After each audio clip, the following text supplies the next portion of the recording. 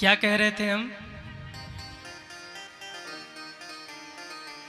अगर अयोध्या में भरत जी और राम जी का चुनाव करा दिया जाए तो आप बताइए कौन जीतता और कौन हारता? कहिए। अगर अयोध्या में भरत जी और राम जी का चुनाव करा दिया जाता ना तो मेरे राम जी भारी मतों से हार जाते। जीतते नहीं, हार जाते। क्यों?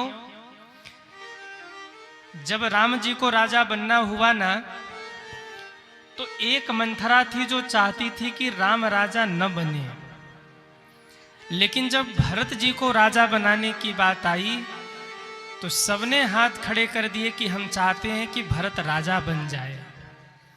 एक भी हाथ नीचे नहीं रहा, सबने अपने हाथ खड़े कर दिए कि हाँ भरत राजा बनने योग्य हैं, भरत को राजा बना दिया जाए। एक ने भी भरत जी का विरोध नहीं किया और राम जी में तो कम से कम मंथरा ने विरोध किया, मतलब एक विरोधी थी राम जी में। लेकिन जब भरत की बात आई तो कोई विरोधी नहीं, सबने हाथ खड़े कर दिए। यहां तक माताओं ने भी कह दिया भरत राजा बन जाए। पर वाह रे भरत जी, क्या प्रेम है राम के प्रति। भरत कहते हैं मैं तो सेवक हूं और सेवक गद्दी पर नहीं बैठता, सेवक चरणों में बैठता है, गद्दी पर तो स्वामी बैठा करते हैं। मैं राम को मना करके ले आऊंगा, आप में से जिनको जिनको मेरे साथ चलना है राम को मनाने के लिए चलिए। आहा, जो दुनिया वाले भरत जी को गाली दे रहे थे ना, वही दुनिया वाले भरत जी की प्रशंसा करने लगे। ये जनता है, जिसका किसी से नहीं बनता उसी का नाम है जनता। जिसका किसी से नहीं बनता उसी का नाम है, अरे बोलो ना, मौन व्रत तो नहीं है? हाँ महाराज, झगड़ा करना होता है तब हम बताते हैं कि क्या होता है मौन व्रत और क्या होता है बोलना। आपके गढ़वा में झगड़ा होता है कि नहीं होता? सतबहिनी में झगड़ा होता है? आहा, जब झगड़ा करना हो तो देखो क्या झगड़ा करेंगे। 4 गांव तक पता लगेगा कि झगड़ा हो रहा है, और कथा में बैठे और बोलना हो तो चुप, एकदम बोलना मत, कसम लेके बैठेंगे कि बोलना नहीं है। तो भैया जनता का किसी से नहीं बनता। आज जनता माला पहना रही है तो कल गाली भी सुना सकती है, इसलिए बहुत सावधान रहना चाहिए। और देखो व्यक्ति जितना ऊंचाई पर पहुंचता है ना, छुपने की जगह उतनी ही कम हो जाती है। व्यक्ति जितना ऊंचाई पर जाएगा ना, छुपने के लिए बचने के लिए उसके लिए जगह कम हो जाएगा। इसलिए तब उसको विशेष सावधान रहना है, क्योंकि लोगों का कुछ नहीं कहना, कब लोग प्रशंसा कर रहे हैं और एक गलती हो जाने पर कब वही लोग गाली देने लग जाएंगे। इसलिए सावधान रहना चाहिए। न सुख में सुखी होना चाहिए और न दुख में दुखी होना चाहिए। कोई प्रशंसा करे तो आनंदित भी नहीं होना चाहिए और कोई निंदा करे तो दुखी भी नहीं होना चाहिए। कथा करते करते अपना भी थोड़ा ये स्वभाव बन गया है। कोई आके कहे वाह महाराज बड़ी दिव्य कथा हुई, हाथ जोड़ के कहते वहीं बैठे हैं, वहीं कर रहे हैं। अपने ऊपर नहीं लेना। क्यों? अपने ऊपर लीजिएगा तो दुखी हो जाइएगा। 4 लोग प्रशंसा कर रहे हैं तो 2 लोग निंदा भी कर सकते हैं। 4 लोग ये भी कह रहे कि आप बहुत बड़ी बड़ी कथा कर रहे, खूब नाम कर रहे, तो 2 लोग ये भी कह सकते अरे ये तो चलता रहता है इन लोगों का। तो न कोई प्रशंसा करे तो खुश होना है, न कोई निंदा करे तो दुखी होना है। हम तो हमारी मस्ती में बस झूमते चले हैं, हम तो हमारी मस्ती में बस झूमते चले हैं, हम तो हमारी मस्ती में बस झूमते चले हैं, हम तो हमारी मस्ती में बस झूमते चले हैं। सिया राम कह दिया है हाँ, सिया राम कह दिया है, सिया राम कह दिया है हाँ, सिया राम कह दिया है।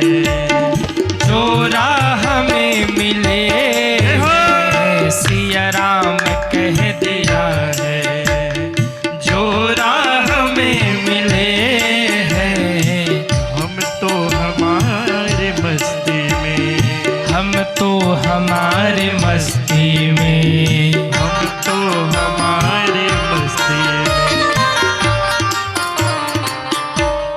कितने लोग जीवन में खुश रहना चाहते हैं वो हाथ उठाइए। जो जीवन में खुश रहना चाहते हैं वो हाथ उठाएं।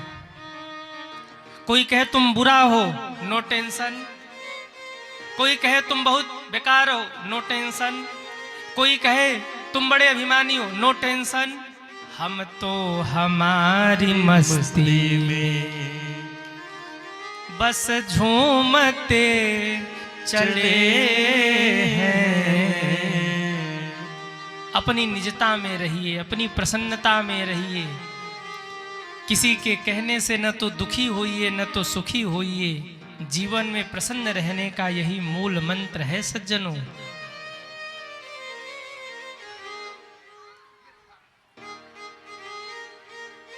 मुखिया जी एक गुरुकुल खोल दीजिए हॉस्पिटल के बगल में। अच्छा, जैसे बच्चे इस बार खो रहे ऐसे हर बार खोते होंगे ना। हाँ, तो एक रजिस्टर बना लीजिए, जितने बच्चे खोएंगे सब गुरुकुल में भर्ती।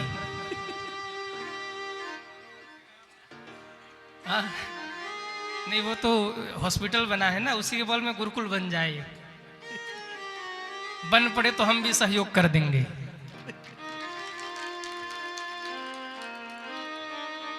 अरे सदबहनी वालों, ऐसा मेला घूम रहे कि झमेला हो जा रहा।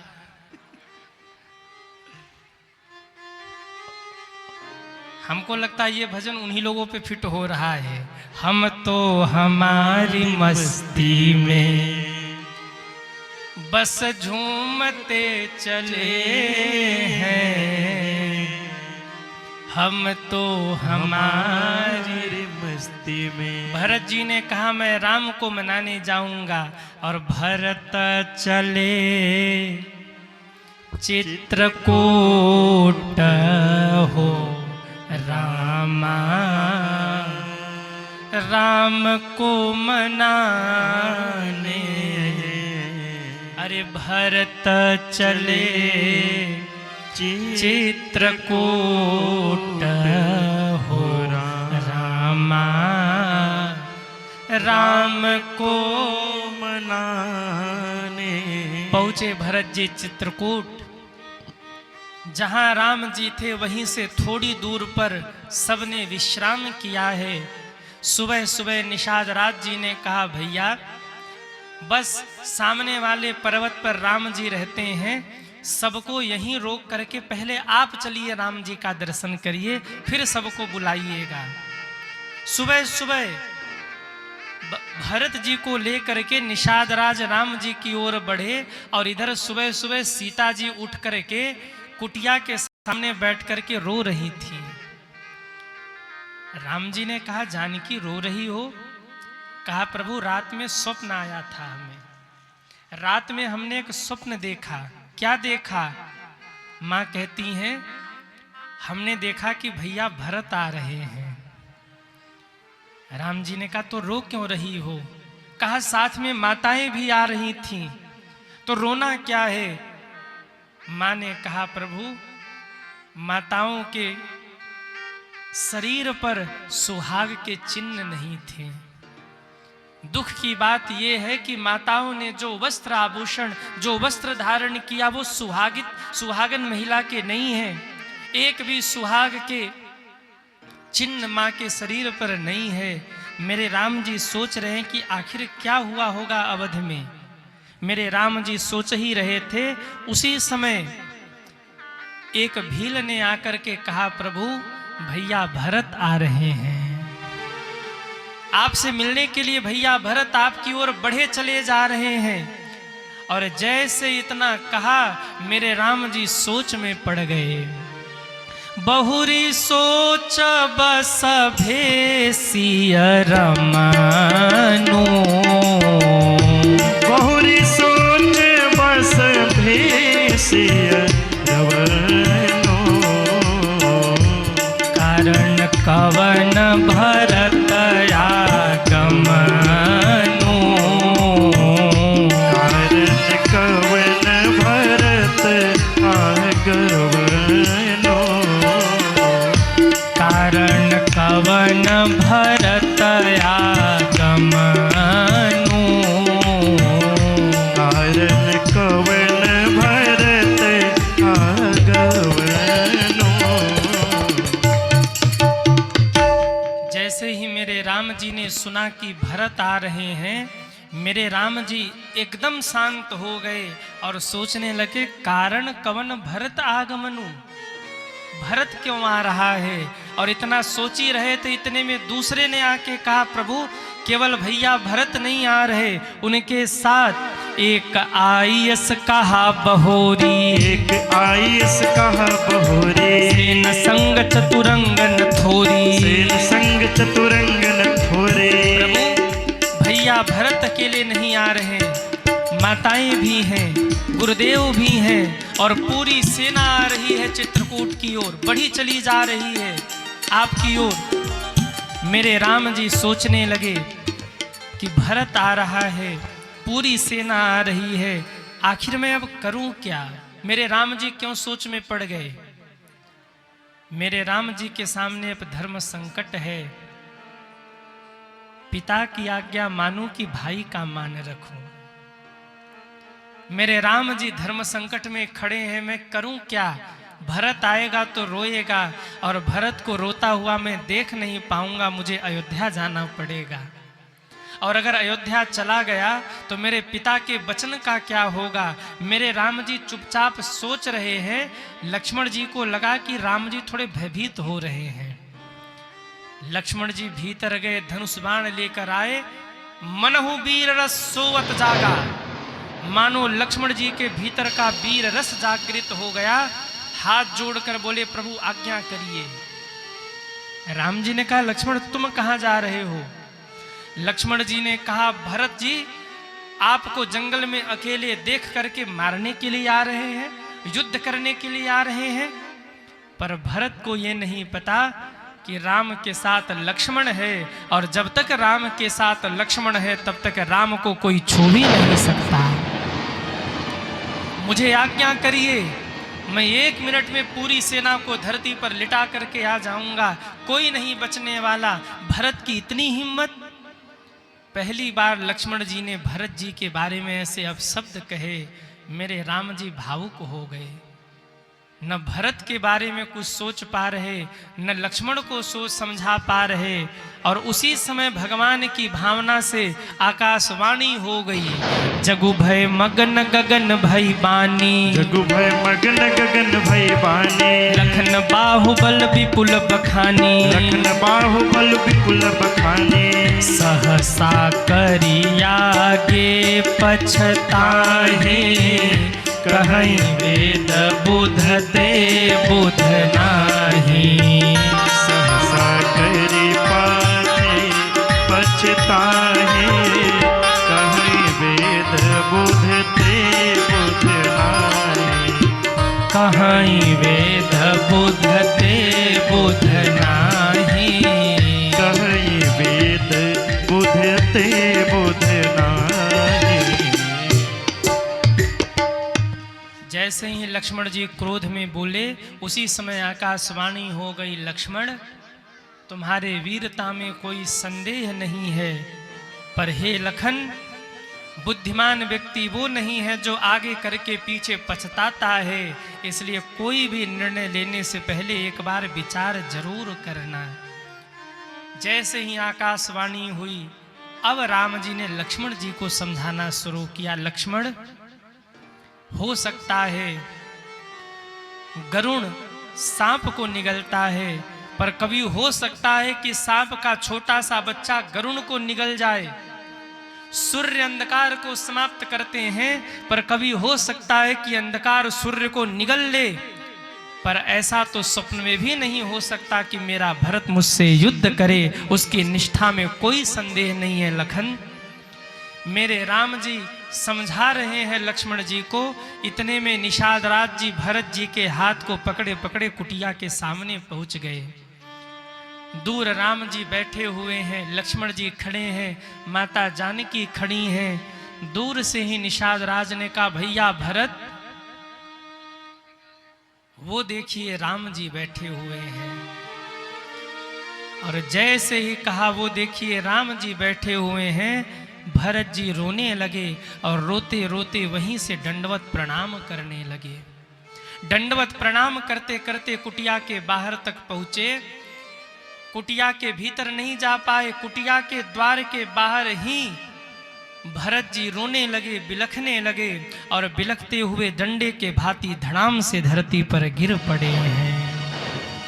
पाहि नाथ कहीं पाहि गोसाई,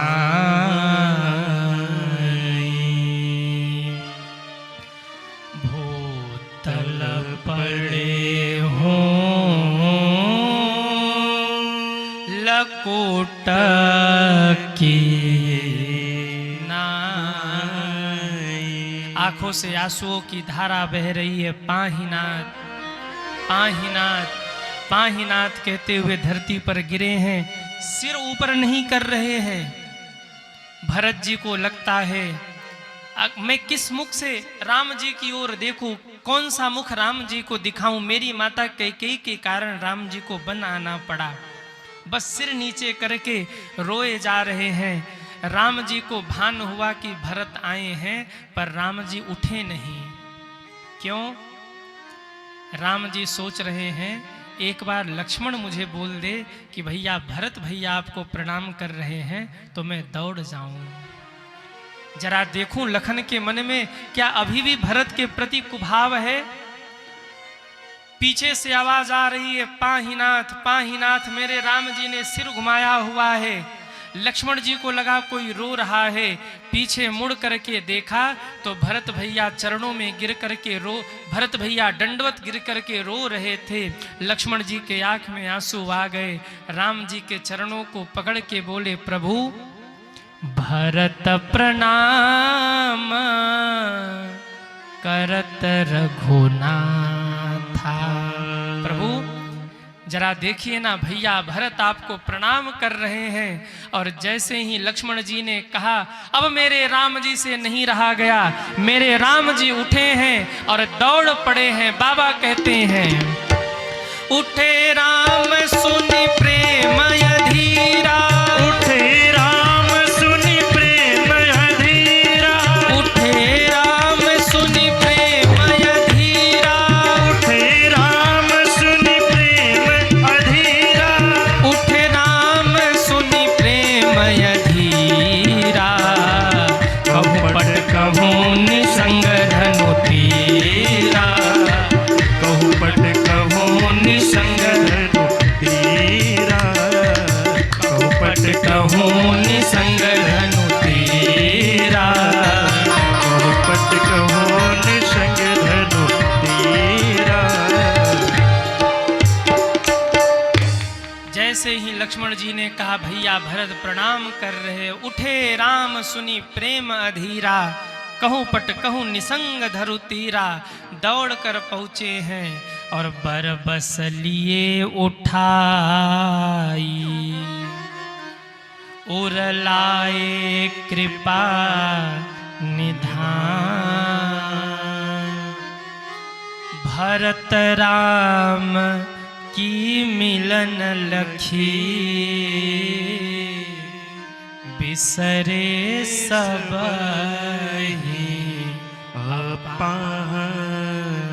राम जी ने भरत जी को हृदय से लगा लिया।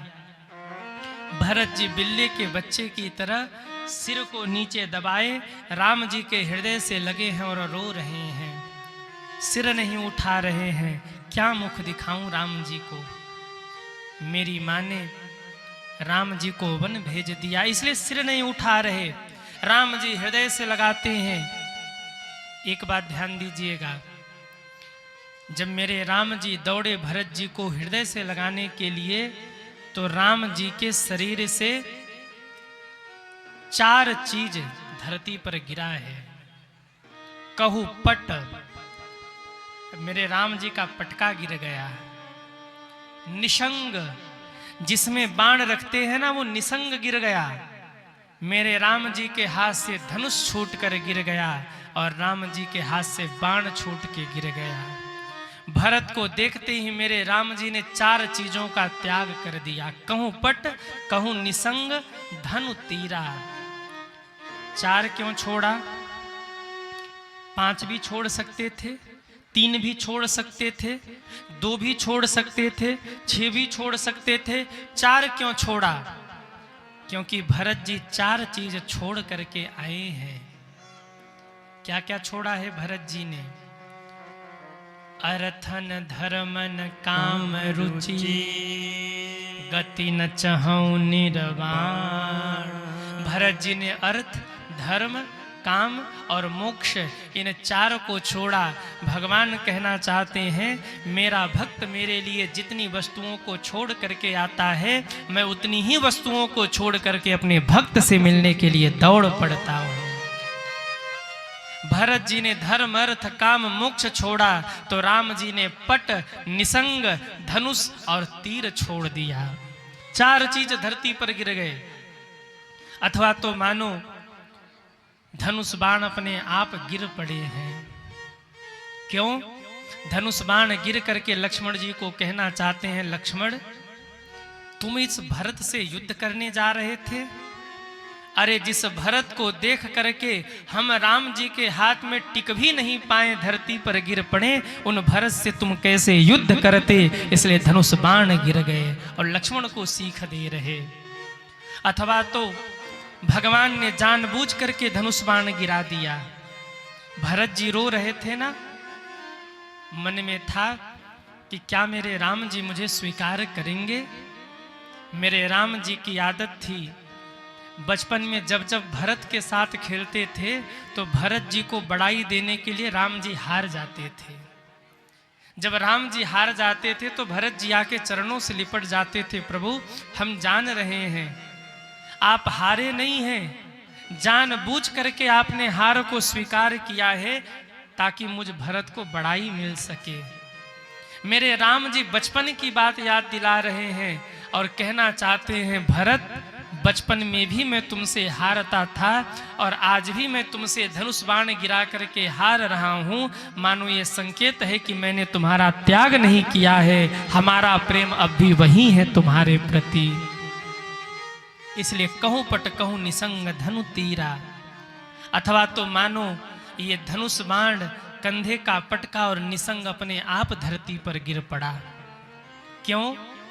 जब भरत जी को रोते हुए देखा तो धनुष बाण, निसंग और पटका ये 4 रो पड़े और रो रो के आपस में कहने लगे कि देखो भरत का सौभाग्य तो देखो, भरत चरणों में गिर के रो रहे हैं और अब हम अभिमान में भर करके राम जी के कंधे पर पड़े हैं। अरे भरत चरणों में गिरे हैं तो हमको भी चरणों में ही होना चाहिए, इसलिए 4 गिर पड़े हैं चरणों में। अथवा तो मानो भगवान ने पटका, धनुष और निसंग को स्वयं से गिरा दिया। क्यों? मानो भगवान कहना चाहते हैं कि जब 2 भाइयों का मिलन हो तो बीच में कोई और विघ्न न बने, इसलिए भगवान ने कंधे का पटका भी गिरा दिया। अथवा तो इन 4 ने कहा कि राम जी के चरण धूलि की बड़ी महिमा है, दुनिया चरणों की धूलि में लोट लगाती है और हम राम जी के कंधे पर बैठे हैं। चलो यही मौका है, हम भी राम जी के चरणों में गिर जाते हैं और गिर करके चरण धूलि से लिपट जाते हैं और देखते हैं कि इन चरणों की धूलि में क्या आनंद है, उसका आनंद लेते हैं। जिस धूलि को पाकर अहिल्या तर गई, जिस धूलि के लिए केवट भैया तरस गए और बार बार भगवान को रिझाते रहे कि एक बार चरणों का स्पर्श करा लीजिए, आओ उन्हीं चरणों की धूलि में लिपट करके देखें कि क्या आनंद है उन चरणों की धूलि में। इसलिए उठे राम सुनि प्रेम अधीरा, कहूँ पट कहूँ निसंग धनु तीरा। भगवान का धनुष बाण पटका और निसंग धरती पर गिरा है। उठा करके हृदय से लगाया भरत को। भरत जी बहुत रोए, राम जी भी रोए। फिर भरत जी ने जानकी माँ के चरणों में प्रणाम किया। सीता जी ने सिर पे हाथ रख करके भरत जी का दुलार किया। मानस में दो लोग हैं जिनको माता जानकी ने दुलार किया है। एक तो भरत जी हैं और दूसरे मेरे हनुमान जी हैं। इन दो लोगों को माता जानकी बहुत दुलारती हैं। लक्ष्मण भैया को तो कुछ कटु वचन भी कह दिए, मरम वचन जब सीता बोला, पर भरत के प्रति माँ का प्रेम अद्भुत है। फिर लक्ष्मण जी ने भरत जी को प्रणाम किया। तब तक माताएं आ गई, गुरुदेव आ गए, मेरे प्रभु सबसे मिले। और जब सूचना मिली कि पिताश्री नहीं रहे तो राम जी रोने लगे। राम जी रोने लगे, सीता जी भी रोने लगी, लक्ष्मण जी भी रोने लगे, पूरी सभा रोने लगी है। राम जी को रोते हुए देखकर पूरे अवधवासी रो पड़े और सब इतने भाव में डूब गए, सब इतने दुख में डूब गए कि समय कब बीत गया पता नहीं चला। 24 घंटे तक किसी ने न तो कुछ खाया न तो किसी ने पिया, सब दुख में डूबे रहे। फिर गुरुदेव वशिष्ठ ने सबको समझाया। फिर सबने फलाहार किया है। क्रम तो बड़ा लंबा है, कई दिनों तक चर्चा हुई क्या किया जाए। बीच में जनक जी भी आए। पर सज्जनों, जब राम और भरत का प्रेम देखा तो जनक जी जाके गुरुदेव से कहते हैं, गुरुदेव मैंने बड़े बड़े प्रश्नों के उत्तर दिए, मैंने बड़े बड़े निर्णय लिए, पर जब जब भरत और राम के प्रेम को देखता हूं तो मैं भी कुछ बोल नहीं पाता। इसलिए राम और भरत को छोड़ दिया जाए, ये दोनों आपस में ही समझ लें कि करना क्या है। अब गुरुदेव की आज्ञा भई कि कल के सभा में राम जी और भरत जी स्वयं से निर्णय लें कि करना क्या है, क्योंकि प्रजा व्याकुल है, सब दुखी हैं, सब सोच रहे हैं कि अब होगा क्या। कहते राम और भरत बैठ गए चित्रकूट की तलहटी में। अयोध्या की गादी फुटबॉल बन गई। राम भरत की ओर उछाल रहे, भरत राम की ओर उछाल रहे। अंत में भरत जी ने रो के कहा, प्रभु तब आप ही बताइए हमारे लिए क्या आज्ञा है। भगवान भरत जी को हृदय से लगाते हैं और हृदय से लगा के कहा, भरत अगर हमारी मानो तो हम चाहते हैं कि बंटवारा हो जाए। भरत जी रो करके चरणों से लिपट गए, भैया बंटवारा। राम जी ने कहा, भरत व्याकुल मत हो, दुनिया के भाइयों ने संपत्ति बांटा होगा, आओ हम और तुम इस चित्रकूट में बैठ करके अयोध्या की विपत्ति का बंटवारा कर लें, अयोध्या की विपत्ति को बांट लें। क्योंकि भाई भाई संपत्ति नहीं बांटते, भाई भाई विपत्ति बांटते हैं। पिताश्री की आज्ञा है, भरत मैं 14 वर्ष वन में रहूं, मुझे रहने दो। मैं वचन देता हूं 14 वर्ष के बाद एक भी दिन विलंब नहीं करूंगा, तुरंत आऊंगा तुम्हारे पास। लेकिन भरत मेरा एक निवेदन तुम स्वीकार कर लो, जाओ अवध और जा करके अयोध्या की रक्षा करो, पिताजी तुमको आज्ञा करके गए हैं। भरत मेरी माता कौशल्या की रक्षा करना, कैकेयी माँ का ध्यान रखना, सुमित्रा माँ का ध्यान रखना। रोने का मन करे ना तो कौशल्या माँ की गोद में सिर रख करके रो लेना। भावुक हो जाना तो गुरुदेव के चरणों में बैठ करके कथा प्रवचन सुन लेना।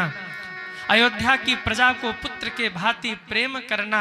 मैं वचन देता हूँ 14 वर्ष के बाद एक भी दिन में विलंब नहीं करूँगा, मैं तुम्हारे पास लौट के आऊँगा। भरत जी बिलख करके रो पड़े, चरणों में गिर के मानो यही संकेत करना चाह रहे, प्रभु बचपन से जब भी हम आप आमने सामने हुए, आपने हमें विजयी बनाया, आप हार गए, पर आज आपने आज्ञा दे करके मुझे क्या ये कह दिया मैं जाऊं अवध, कैसे रहूंगा आपके बिना। प्रभु क्या मेरे लिए यही आज्ञा है कि मैं आपको बिना लिए अवध चला जाऊं? मुझे अवलंब चाहिए, नहीं मैं आपके बिना जी नहीं पाऊंगा। कहते हैं भगवान ने पादुका दी थी। ये पादुका आया कहां से? क्योंकि राम जी तो पादुका छोड़कर आगे बढ़ गए थे, तो कोई कहता भरत जी जो पादुका लेके गए थे वहीं पादुका दी गई, और कोई कहता है कि भरत के प्रेम को देख करके सीता राम जी विह्वल हो गए और वहीं दो रूप प्रकट हुआ। एक पादुका के रूप में सीता जी प्रकट हुई और दूसरे पादुका के रूप में राम जी प्रकट हुए, और भरत जी ने सीता राम जी को सिर माथे धारण कर लिया। इसी के सहारे 14 वर्ष तक अयोध्या को संभाल करके रखा। प्रभु करी कृपा पावनी दीन्हे, सादर भरत शीस धर लीन्हे। प्रभु करी कृपा पावरे पीरिन्हे, सादर भरत शीस धर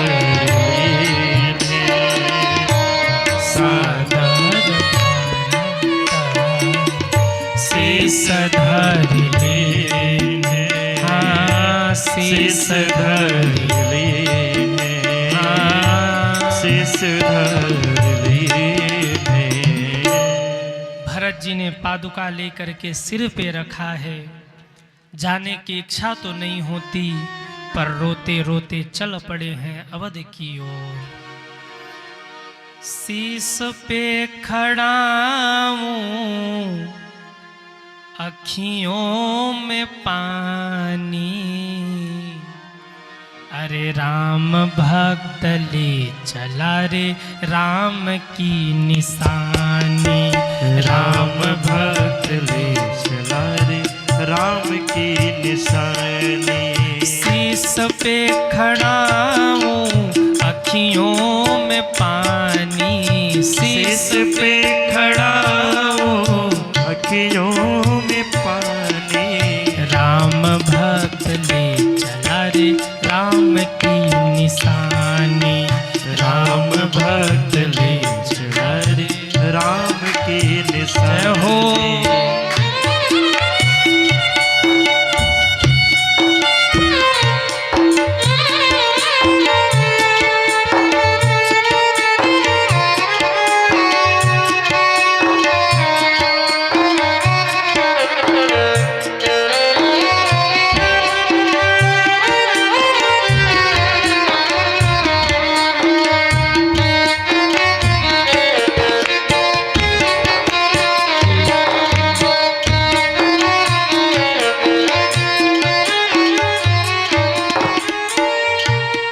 छिन लागे सदियों जैसे, 14 बरस कटेंगे कैसे।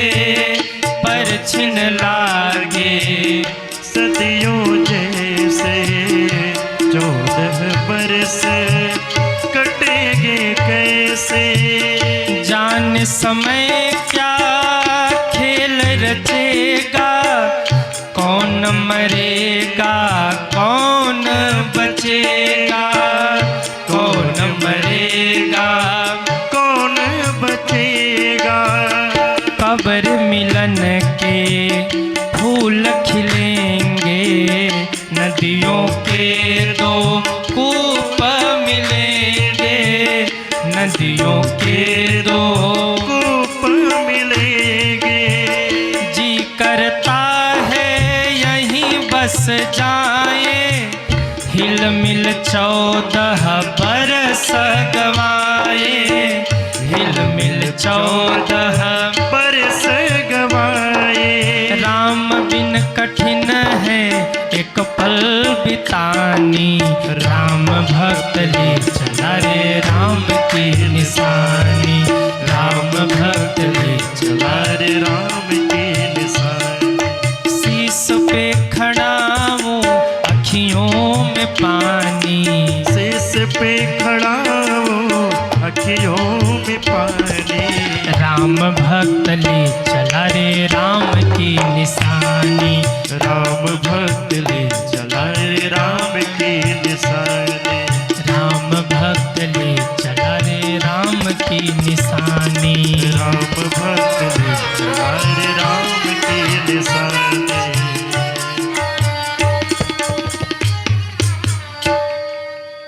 भावना में बह चले धीर वीर ज्ञानी। राम भक्त ले चला रे राम की निशानी। रोते रोते भरत जी अवध आए हैं। अवध के सिंहासन पर पादुका को विराजमान किया है। गुरुदेव के चरणों में जाकर बैठे। गुरुदेव एक निवेदन था, ध्यान से सुनिए कथा को। गुरुदेव ने कहा, कहो भरत। भरत जी कहते हैं, गुरुदेव मैं तो राम का सेवक हूं ना। हाँ भरत, तो फिर गुरुदेव मैं अवध में क्यों हूं? अगर मेरे प्रभु जंगल में है तो मुझे भी तो वन में होना चाहिए ना। भरत क्या कहना चाहते हो? गुरुदेव मैं चाहता हूं कि मैं 14 वर्ष नंदी ग्राम में निवास करूं। कहते हैं जब इस भाव को देखा वशिष्ठ जी भी भावुक हो गए और भावुक होकर बोले, हे भरत, तात भरत तुम सब विधि साधु। अरे साधुता साधुता कहते हम हैं, पर साधुता होनी कैसी चाहिए तो तुम सिखा रहे हो भरत। मैं जानता हूं तुम संत हो, तुम्हें कोई रोक नहीं सकता, लेकिन जाने के पहले राम जननी की आज्ञा लेकर के जाना। बिना कौशल्या को पूछे मत जाना। भरत जी ने कहा, पर गुरुदेव माँ के सामने मैं कैसे बोलूं?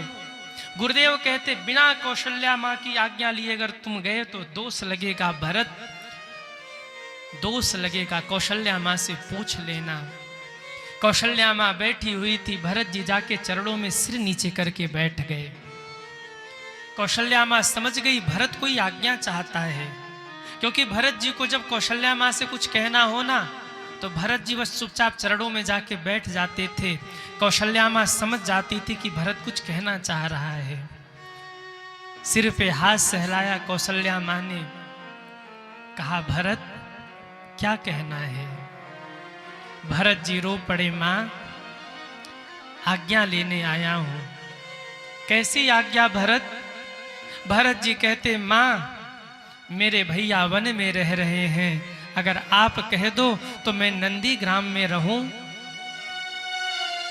जैसे इतना शब्द कहा कौशल्या माँ हृदय से लगाकर भरत को रो पड़ी। भरत ऐसा मत बोलो भरत, ये कौशल्या किसके सहारे जीवित रहेगी? मेरा राम मेरा लखन तो पहले ही वन चला गया, तुम भी नंदी ग्राम चले जाओगे तो बताओ तुम्हारी माँ कैसे रहेगी? भरत जी कहते, माँ पर अवध में मुझे सुख नहीं मिलेगा, मुझे नंदी ग्राम में सुख मिलेगा। माँ मैं तुम्हें वचन देता हूँ, माँ नंदी ग्राम छोड़ के आगे नहीं जाऊंगा, रोज आऊंगा आपसे मिलने माँ, पर अभी मुझे आज्ञा दे दीजिए, मैं तड़प रहा हूँ, मैं नंदी ग्राम में रहूं, अवध में मुझे सुकून नहीं है माँ, सुख नहीं है माँ। कौशल्या माँ कहती, हाँ भरत मैं तो तुम्हें रोक ही नहीं सकती, क्योंकि तुम साधु हो ना, और साधु का प्रण बड़ा विचित्र होता है। पर भरत अपनी माँ का ध्यान रखना, आते जाते रहना। हाँ माँ, इतना कह के भरत जी चले गए, और जैसे ही भरत जी गए हैं जाते जाते शत्रुघ्न को बोल गए, शत्रुघ्न माँ का ध्यान रखना। भरत जी नंदी ग्राम गए, और अब कौशल्या माँ के द्वार पर आकर शत्रुघ्न जी ने रोना शुरू किया। रामचरितमानस में तो कहीं शत्रुघ्न जी बोले ही नहीं, पर मैंने संतों से सुना कि जब राम वन चले गए, भरत नंदी ग्राम चले गए, तो आकर शत्रुघ्न कौशल्या माँ के भवन के बाहर किवाड़ से लिपट के रो रहे थे। कौशल्या माँ निकल के बाहर आई, शत्रुघ्न क्यों रोता है? शत्रुघ्न जी माँ से लग गए, माँ मेरे भैया राम वन गए, भैया भरत नंदी ग्राम गए, अब शत्रुघ्न के लिए क्या आज्ञा है माँ? मैं कहाँ जाऊं। और जैसे ही शत्रुघ्न जी ने ये शब्द कहा, माता कौशल्या शत्रुघ्न को हृदय से लगा के कहती, शत्रुघ्न तुझे कहीं नहीं जाना, तुझे यहीं रहना है। पर माँ मेरे 3 भाई तप कर रहे हैं और मैं यहां रुकूं। तब माँ कौशल्या समझाती है, सूर्य कुल में जन्मे हो शत्रुघ्न, जैसे सूरज तपता है ऐसे ही तुमको भी तप करना पड़ेगा यहीं रह करके। सूरज रे जलते रहना, सूरज रे। शत्रुघ्न तुम सूर्य हो, सूर्य कुल में जन्मे हो, जलते रहना सूरज रे। लाखों की रोशनी के लिए, करोड़ों की जिंदगी के लिए, सूरज रे जलते रहना। लिखा है तेरे भी भाग्य में, तेरा जीवन रहे आग में, सूरज रे। क्षत्रिय कुल में प्रकट हुए हो शत्रुघ्न, सूर्य कुल में प्रकट हुए हो, तब तो करना ही पड़ेगा। शत्रुघ्न जी को समझा करके रखा। राम का पूरा परिवार तपा है, तब राम राज्य की स्थापना हुई है सज्जनों। राम जी वन चले गए, भरत जी नंदी ग्राम, और शत्रुघ्न जी अवध में रहकर अवध को संभालते रहे, भैया की आज्ञा का पालन करते रहे। इस प्रकार से भरत चरित्र की कथा विश्राम हुई। भरत चरित करने मां, तुलसी जे सादर सुनहि, सिया राम पद प्रेम, अवसि होहि भव रस बिरती। जो भी भरत चरित्र की कथा को सुनता है उसे राम जी के चरणों में प्रेम होता है। भरत जी तप करते रहे, और देखिए बिना तप के भगवान मिलने वाले नहीं है। बिना तप के इस संसार में कुछ भी मिलने वाला नहीं है। भरत जी व्रत लेकर, तप लेकर राम भजन कर रहे हैं, राम जी की भक्ति कर रहे हैं, और यही कारण है, यही भरत जी का प्रेम है कि राम जी जब एकांत में बैठते तो राम जी के रोम रोम से एक ही शब्द निकलता, भरत भरत भरत, भैया भरत। एक बार हनुमान जी व्याकुल हो गए, ये भरत है कौन, क्यों भरत भरत भरत भरत रोम रोम से निकलता है। तो पता लगा राम जी के छोटे भैया भरत है। मन में इच्छा हुई मुझे भरत से मिलना है। राम जी समझ गए। जब लक्ष्मण जी को शक्ति लगी, हनुमान जी गए सजीवनी बूटी लेने के लिए, तो राम जी की प्रेरणा से भरत जी ने बाण मारा, और कहते जब हनुमान जी धरती पर गिरे, भरत जी ने देखा कि हनुमान जी के हृदय पूरे रोम रोम से राम राम निकल रहा है, तो भरत जी रो पड़े। कहा अगर मैंने मन से, वचन से, कर्म से प्रभु के चरणों की सेवा की हो, भक्ति की हो, तो हे कपिराज आप उठकर बैठ जाइए। हनुमान जी की मूर्छा दूर हो गई, हनुमान जी उठ करके बैठ गए। सज्जनों, एक बार तो हनुमान जी को लगा कि सामने राम जी हैं, फिर पता लगा कि ये राम के छोटे भैया वही भरत हैं जिनके नाम का स्मरण प्रभु दिन रात किया करते हैं। धन्य है भरत जी की भक्ति। आहा, हनुमान जी आके कहते हैं राम जी से कि प्रभु मैं आपका भक्त हूं, पर जब मैंने भरत भैया का प्रेम देखा ना, तो भरत भैया आपसे भी ऊपर नजर आए मुझे, उनका प्रेम आपसे भी ऊपर नजर आया। ये भरत जी की साधना है। भरत सरिस को राम स्नेही, जग जपी राम राम जपी जेहि। राम जिसके नाम का जप करते हैं वो भरत है।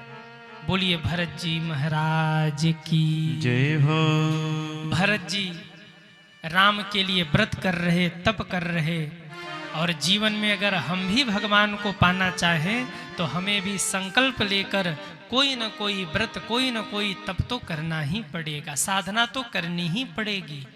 बिना भक्ति के, बिना साधना के भगवान मिलने वाले नहीं है। आप कुछ न कर सको, नारायण भगवान को प्रसन्न करना हो तो कम से कम एकादशी का व्रत कर लिया करिए। आप में से कितने लोग हैं जो एकादशी का व्रत करते हैं? वाह, बहुत सारे भक्त हैं। एकादशी व्रत सभी व्रतों में सर्वश्रेष्ठ है। अगर आप कोई व्रत नहीं कर पा रहे तो कम से कम एकादशी का व्रत आप जरूर किया करिए। जो एकादशी का व्रत रखते हैं ना, नारायण भगवान की कृपा उनके ऊपर सदैव बनी रहती है। इसलिए कोई व्रत न करो पर एकादशी का व्रत आप जरूर करिए। अभी आगे एकादशी आ रही है। फाल्गुन मास के कृष्ण पक्ष में पड़ने वाली एकादशी को विजया एकादशी कहते हैं। जो लोग एकादशी का व्रत रखते हैं ध्यान से सुन लीजिए, 5 मिनट मैं एकादशी की भी महिमा का गान करूं। अभी जो एकादशी आ रही है ना वो विजया एकादशी है। कब है विजया एकादशी? विजया एकादशी का आरंभ 12 फरवरी को दोपहर के 12:22 पर आरंभ हो रहा है और एकादशी 13 फरवरी को दोपहर के 2:25 तक रहने वाली है। उदया तिथि में एकादशी का स्पर्श 13 फरवरी को हो रहा है, इसलिए इस बार विजया एकादशी का व्रत 13 फरवरी को ही मनाया जाएगा, क्योंकि उदया तिथि में 13 तारीख को एकादशी स्पर्श कर रही है। तो जो लोग भी एकादशी का व्रत करते हैं ना, वो 13 फरवरी को एकादशी का व्रत करेंगे। पारण कब करना है? 14 फरवरी को सुबह के 7 बजे से सुबह के 9:14 के बीच में, यानी 7 बजे से 9:14 के लगभग 2 घंटे 14 मिनट का समय है। इस बीच में आपको एकादशी के व्रत का पारण करना है। तो जो एकादशी का व्रत रखते हैं वो ध्यान से सुन लीजिए, 13 तारीख को आप व्रत रखेंगे और 14 को एकादशी का पारण 7 बजे से लेकर 9:14 के बीच में सुबह करना है। कोई व्रत करो न करो, आप एकादशी का व्रत जरूर करिए। जो लोग एकादशी का व्रत करते हैं भगवान नारायण उन पर बिना किसी कारण ही करुणा कृपा करते रहते हैं, उनकी कृपा बरसती रहती है। और ये जो एकादशी है ना सामने, ये विजया एकादशी है। इसकी महिमा ये है कि इसी विजया एकादशी के बल पर भगवान राम ने भी रावण पर विजय प्राप्त कर लिया। इस विजया एकादशी की इतनी महिमा है सज्जनों।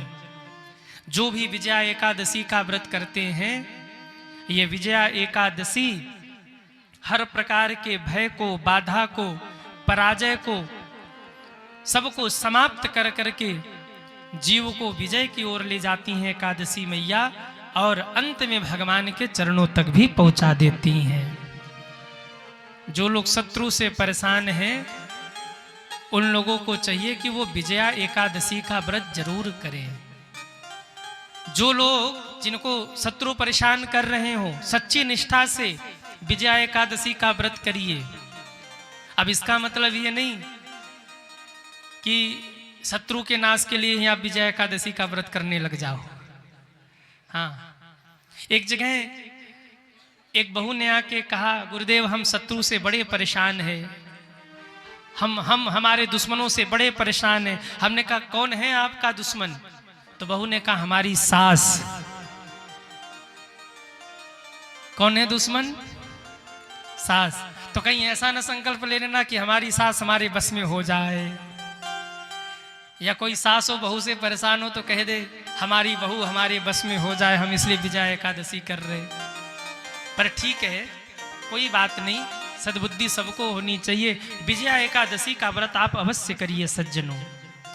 मुकदमे से, रोग से, ऋण से, भय से मुक्ति प्रदान करती हैं एकादशी मैया। ये विजया एकादशी इतनी महत्वपूर्ण है सज्जनों।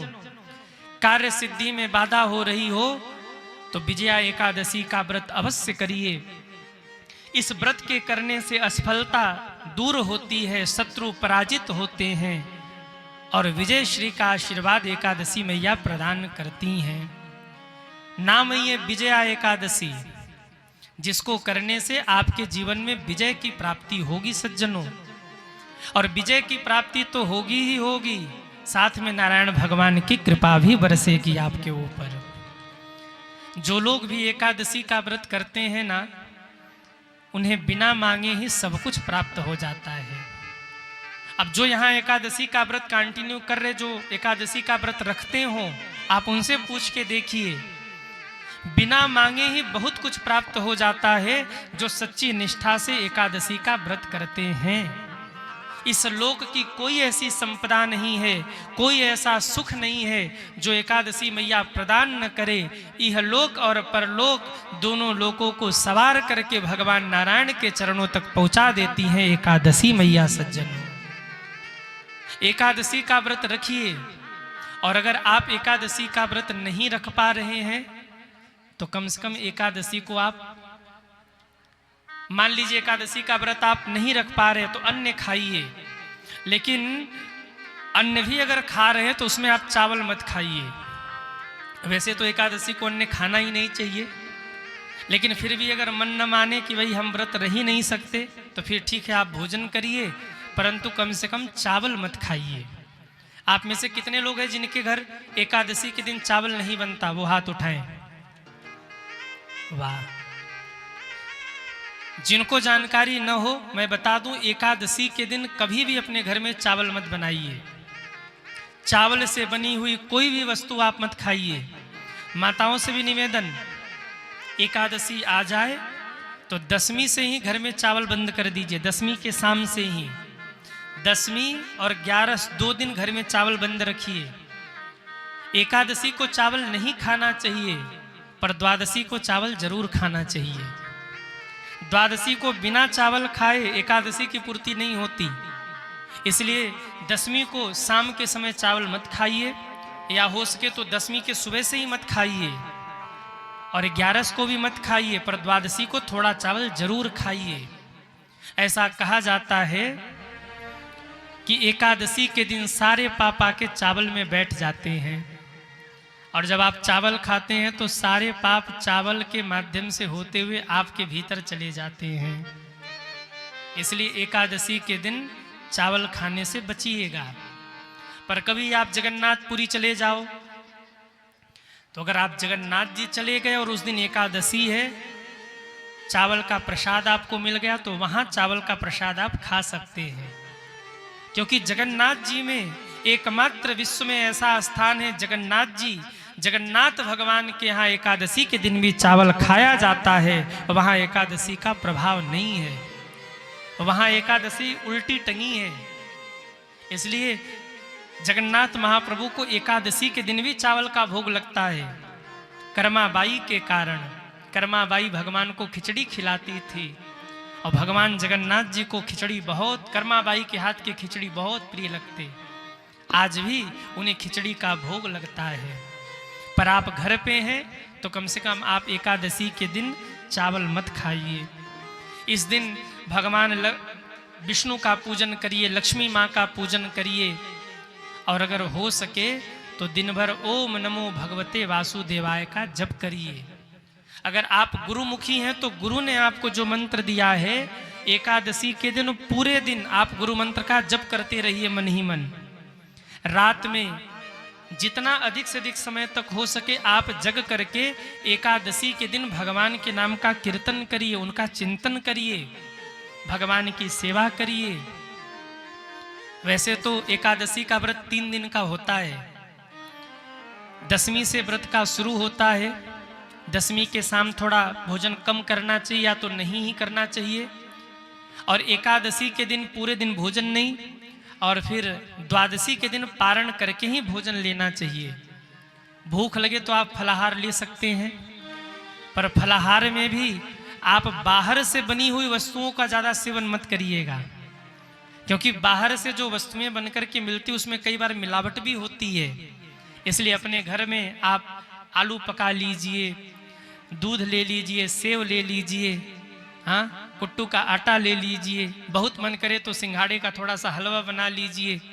पर इसका मतलब यही नहीं कि एकादशी के दिन बढ़िया लिस्ट ही लगा लो आप, कि महाराज जी ने कहा है कि खा लेना चाहिए, तो बस अब लिस्ट लग जाए कि 2 दर्जन केला, 2 किलो सेव, 2 लीटर दूध, आधा किलो कुट्टू का आटा, आधा किलो सिंघाड़ा, इससे अच्छा तो भोजन ही कर लो। तो भैया थोड़ा सा जितना हो सके प्रयास करिए कि थोड़ा कम से कम पा करके आप एकादशी का व्रत करिए। और बहुत उत्तम है अगर आप दूध और फल लेकर एकादशी का व्रत करते हैं तो ये बहुत ही उत्तम माना जाता है। और एक सावधानी और आप लोग रखा करिए एकादशी के व्रत में, अगर आप एकादशी का व्रत रखते हैं तो पूरे दिन भर किसी को कोई अपशब्द मत बोला करिए, क्योंकि एकादशी के व्रत में साक्षात नारायण भगवान की कृपा आपके ऊपर है। अगर आपने किसी को अपशब्द बोल दिया तो उसे लग जाएगा। इसलिए व्रत तो आप हैं, पर इस चीज का ध्यान रखिए कि दिन भर किसी को अपशब्द मत बोलिए, दिन भर किसी को लड़ाई मत करिए, किसी से झगड़ा मत करिए। जो लोग घर में भी झगड़ा करते हैं ना, चलो ठीक है 14 दिन तक आप खूब झगड़ा करिए, पर जब जब एकादशी आए तो बीच में 1 दिन का नागा दे दिया करिए कि आज झगड़ा नहीं करेंगे, आज हम व्रत हैं, आज इसी बहाने घर के झगड़े दंगे बंद रहेंगे। कितने लोग हैं जो घर में झगड़ा करते हैं? हाथ उठाए। अरे मत उठाना, मत उठाना, हाँ मत उठाना, नहीं तो भाई पड़ोसी अड़ोसी देखेंगे, कहेंगे कि ये झगड़ा करते घर में। लेकिन एकादशी के दिन कम से कम आप झगड़े से, विवाद से बच कर रहिए। ये एकादशी मैया हम लोगों के ऊपर कृपा कर रही हैं। बहुत कुछ मिलेगा अगर आप सच्ची निष्ठा से एकादशी का व्रत कर रहे हैं। मेरी बात को आप लिख लेना, ज्यादा नहीं, केवल 2 साल तक सच्ची निष्ठा के साथ आप एकादशी का व्रत कर लीजिए, आपको एकादशी मैया बहुत कुछ प्रदान कर देंगे, बिना मांगे बहुत कुछ मिल जाएगा। पर कंटिन्यू आप करना शुरू करिए। 2 एकादशी होती है महीने में, शुक्ल पक्ष की एकादशी और कृष्ण पक्ष की एकादशी। दोनों एकादशियों को रखना शुरू करिए। कई लोग कहते हैं कि हम शुक्ल पक्ष की रखते हैं, कृष्ण पक्ष की एकादशी नहीं रखते। ऐसा नहीं होना चाहिए। दोनों पक्ष की एकादशी समान है। आप दोनों पक्ष की एकादशी का व्रत रखिए। जितना हो सके एकादशी के दिन सात्विकता का ध्यान रखिए, पवित्रता का ध्यान रखिए, भगवान के नाम का जप करिए, कीर्तन करिए, भगवान का स्मरण करिए। एकादशी मैया आपके ऊपर कृपा करेंगी।